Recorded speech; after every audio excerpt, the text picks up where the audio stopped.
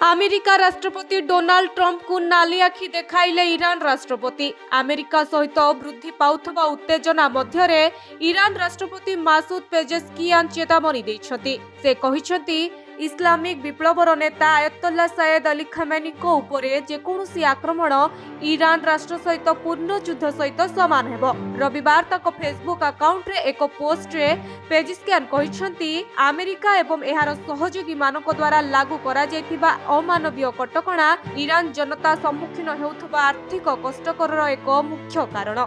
शनिवार दिन ayatollah Khamenei कहिछन्ति Iran सांप्रतिक दंगारे विदेशी उपादान मानक द्वारा होइथिबा हत्या एवं ध्वंस पई अमेरिका राष्ट्रपति डोनाल्ड ट्रंप को मुख्य दोषी बोली धरुछि।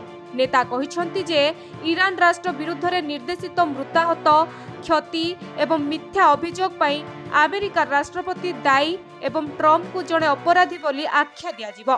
पॉलिटिको सहित एक साक्षात्कार रे ईरान रे नूतन नेतृत्व खोजिबार समय आसीछि बोली अमेरिका राष्ट्रपति डोनाल्ड ट्रंप को मंतव्य परे पेजेस्कियान को एभली प्रतिक्रिया आसीछि।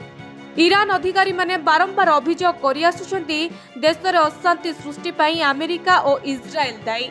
ईरान एवं अमेरिका मध्यरे उत्तेजना यथेष्ट वृद्धि पाइछि। एही समय रे अमेरिका राष्ट्रपति डोनाल्ड ट्रंप बारंबार तेहरान विरोध रे सामरिक कार्यानुष्ठान पई धमक देउछन्ति। से कहिछन्ति जदि तांको प्रशासन निर्णय करिबो जे इस्लामिक गणराज्य सरकार प्रदर्शनकारी को उपरे मारात्मक शक्ति व्यवहार करुछि तेबे अमेरिका चुप न रही कार्यानुष्ठान ग्रहण करिबो। ट्रंप को विभिन्न मंतव्य नहीं ईरान राष्ट्रपति नाली आखि देखाइबा सहित परिमाण संपर्क रे धमक दैछन्ति। ब्यूरो रिपोर्ट, ओडिशा संवाद।